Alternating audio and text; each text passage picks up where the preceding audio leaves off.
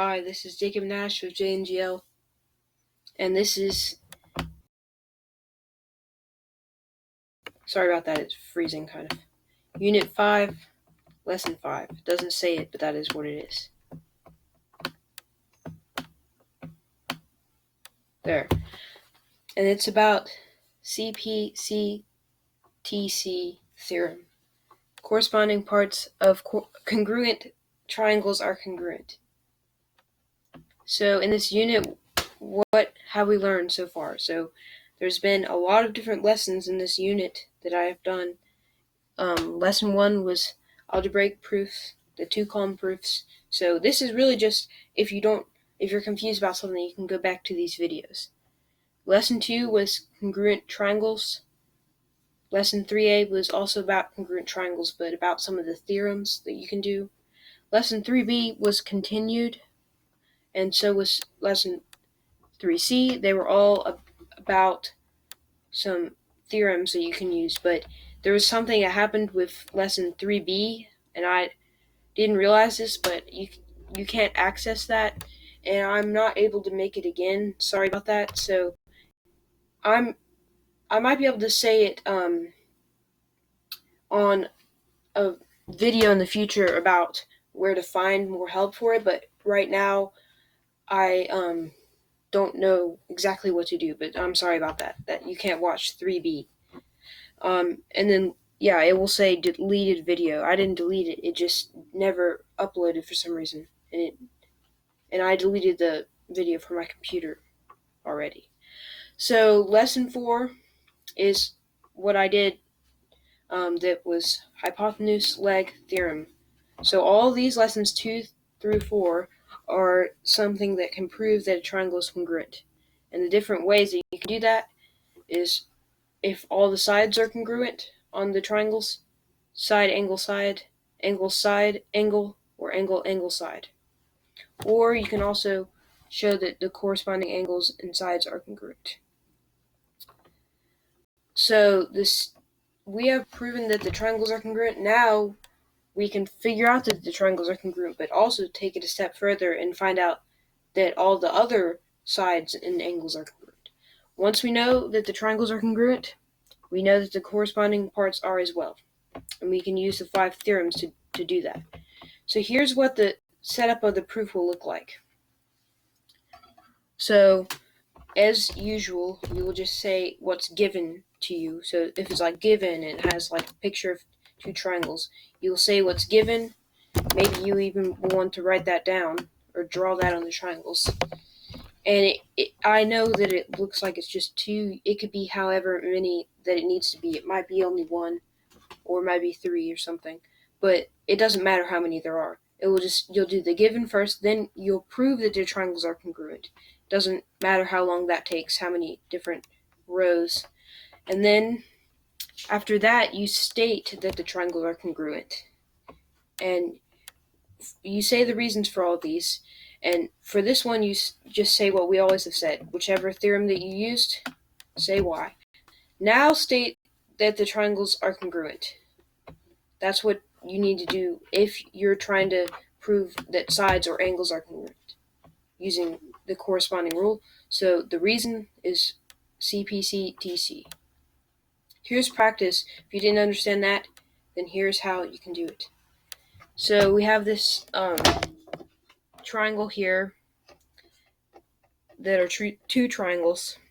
It kind of has this divider in the middle of them, but you can kind of think of it as these 2.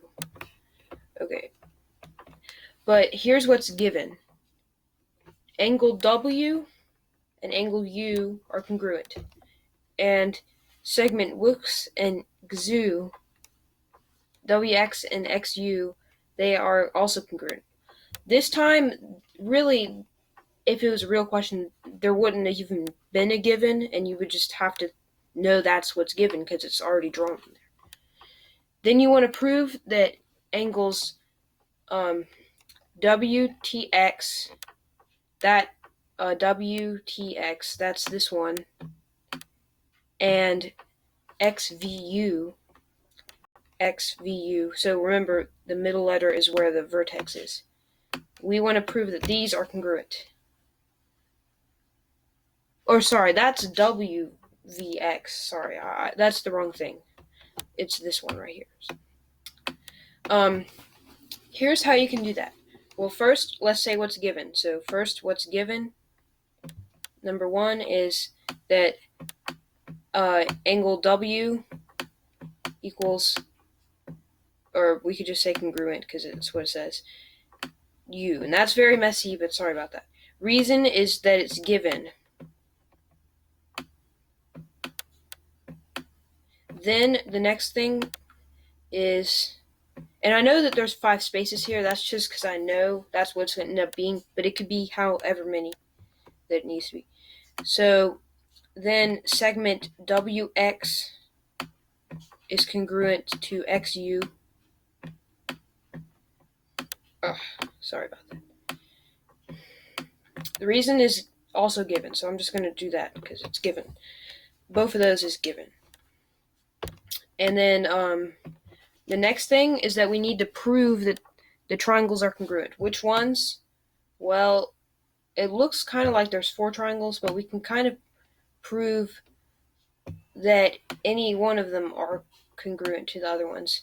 But really, we want to prove the ones that are congruent is where the angles are that we were trying to prove. So that's going to be, let's see, maybe I can do this. This one and this one. So the names of those triangles, oh, wrong thing. The names of those triangles would probably be like WTX and VXU maybe. But we can't just say that they are because we only have side and angle. That doesn't mean that they're congruent. There's something that we have to do. Well, if we know that WX equals XU, that's because X is the midpoint.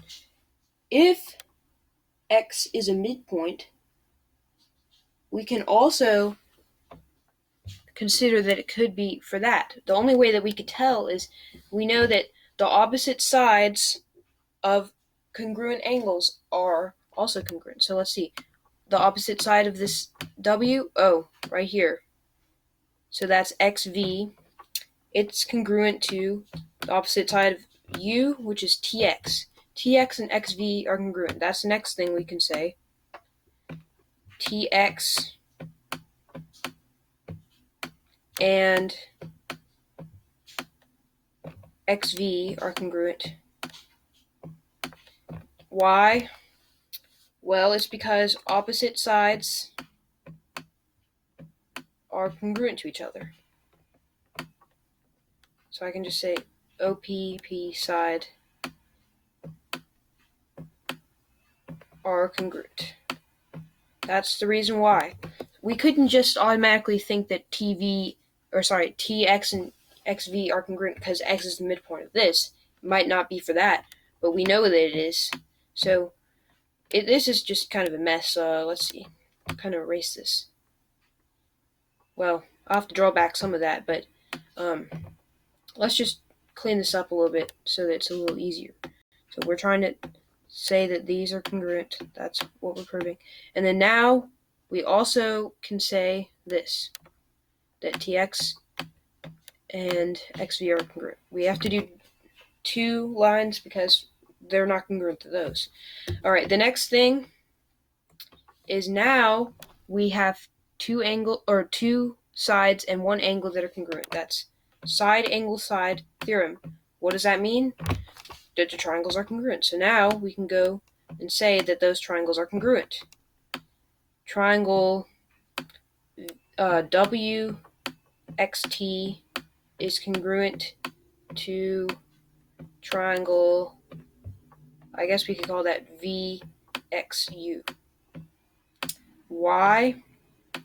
Because we used the SAS theorem. Side, angle, side. Side, angle, side.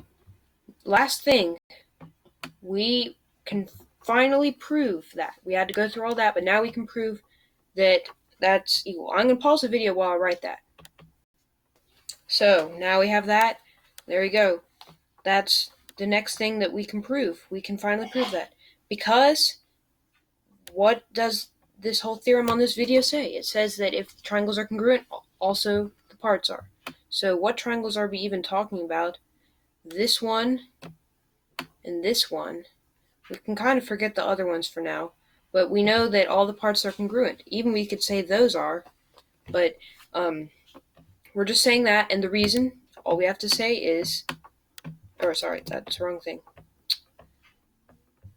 Okay, CPCTC.